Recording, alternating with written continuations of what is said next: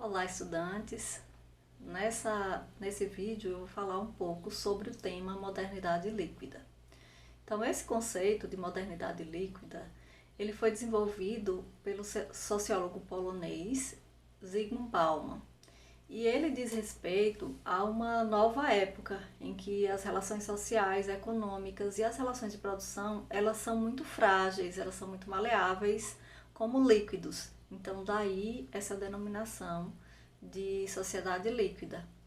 Esse conceito, então, de Bauman, ele vai se opor ao conceito de modernidade sólida, né, que se caracteriza por relações estabelecidas de forma sólida, né, que eram mais fortes e mais duradouras do que essas relações mais modernas.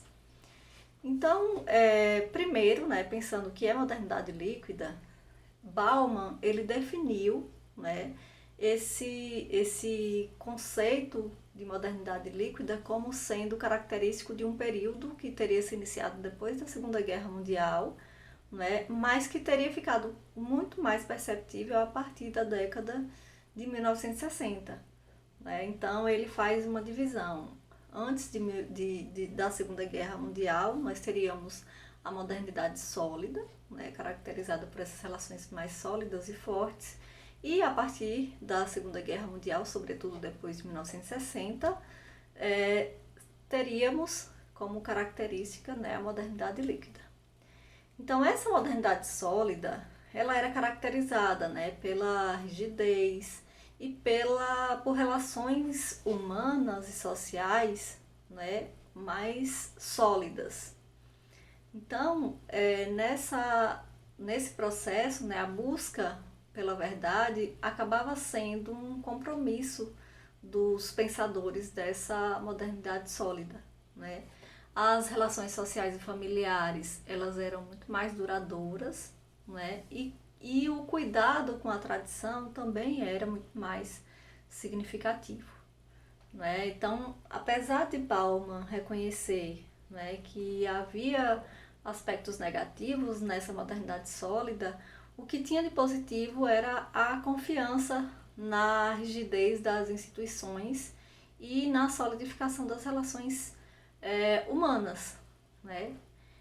Em contraposição a essa modernidade sólida, né, a modernidade líquida seria o oposto, né, e teria se tornado cada vez mais evidente a partir de 1960, só que, segundo Bauman, o início desse processo de modernidade líquida, ele poderia ser percebido no início do capitalismo industrial, lá durante a Revolução Industrial. Né? Então, a partir do momento em que as relações econômicas elas ficaram sobrepostas às relações sociais, às relações humanas, esse processo abriu espaço para que houvesse cada vez mais uma fragilidade no laço entre as pessoas e também das pessoas com as instituições. Então, nesse processo, a lógica do consumo, ela substituiu a lógica da moral. Né? As pessoas, elas passaram então a ser muito mais analisadas pelo que elas compram do que de fato pelo que elas são de verdade. Né?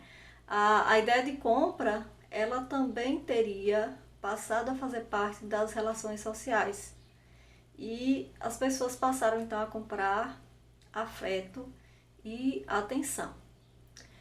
Esse processo resultou, né, no enfraquecimento também das instituições, uma vez que a própria ideia de emprego, né, ele se tornou algo individual, né, a partir do momento em que as pessoas se tornaram empreendedoras de si mesmo. Né? Então, na lógica da modernidade líquida, né, se alguém não obtém sucesso, a responsabilidade é totalmente individual e é da pessoa. Né? Então, por isso, segundo Bauman, a modernidade líquida teria instituições frágeis, né? Então, por quê? Porque cada pessoa acabou se tornando uma espécie de instituição, né? E seria resultado da exploração, resultado da exploração capitalista, né? Essa exploração capitalista, ela deixou de ser vista como uma exploração e acabou sendo considerada uma relação natural, né? Em que o sujeito que se tornou empreendedor de si mesmo, ele vende a sua força de trabalho ao sujeito que também é um empreendedor e que possui o capital. Então, para Bauman, a modernidade líquida, ela é ágil porque ela acompanha a moda, ela acompanha o pensamento da época e dessa forma ela vai se atualizando e se transformando, né? Então a ciência, a técnica, a educação, saúde e até as relações humanas, né, que compõem a sociedade se tornam submetidas à lógica capitalista pautada no consumo.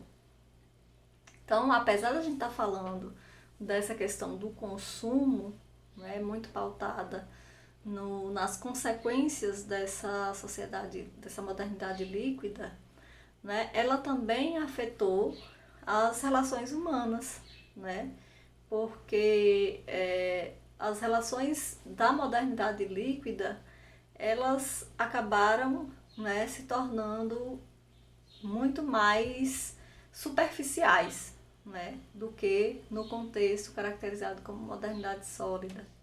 Né? As amizades, os relacionamentos amorosos, segundo ele, são substituídos por conexões. E essas conexões elas podem ser desfeitas a qualquer momento. Né? E para exemplificar isso, a gente pode pensar no papel desempenhado pelas redes sociais e pela própria internet, né? Que acabaram intensificando o que para Bauman se caracteriza como amor líquido, né? Que seria essa relação amorosa que não tem grandes preocupações como na modernidade sólida, né? Com companhia afetiva, com amor, digamos assim, né? Ela se preocupa apenas com uma conexão, né? Que resulte em alguma forma de prazer para o indivíduo, né? Então, segundo ele, o que é mais característico da modernidade líquida é a busca por prazer a qualquer custo, né? Mesmo que as pessoas se transformem em objetos nesse processo, né? Então, inclusive na modernidade líquida, segundo Bauman, o sujeito ele se torna objeto, né? Essas conexões estabelecidas entre as pessoas, né, acabam se tornando laços banais e eventuais. As pessoas buscam conexões e não necessariamente relações entre pessoas, né? Então,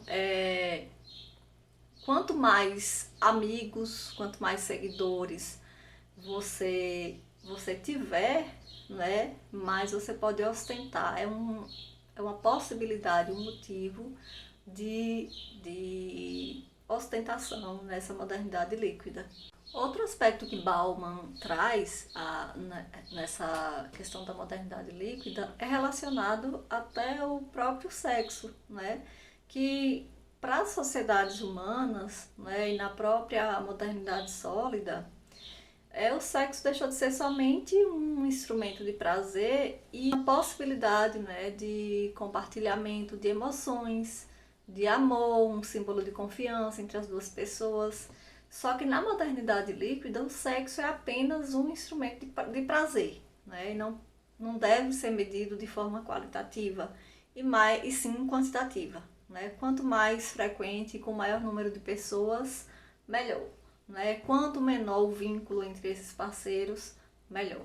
Então uma fragmentação mesmo de relações. E por fim, né, o último ponto que eu vou trazer aqui está relacionado à questão do consumo, né, que para Bauman é imperativo na modernidade líquida, né?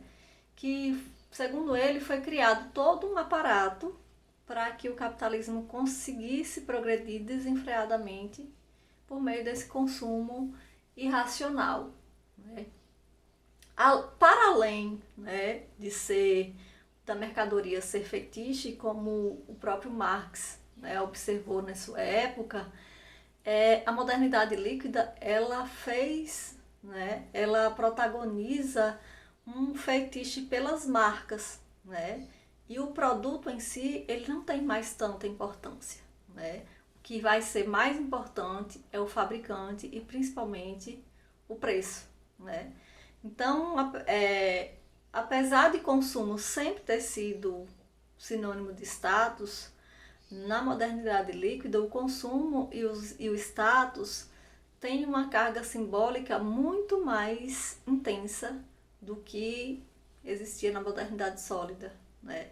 Então, dessa forma, o sujeito ele acaba se tornando um objeto, né, impulsionado pelo próprio capitalismo, e o indivíduo ele se torna o que ele consome. Ele, na verdade, deixa de ser o que ele é, né?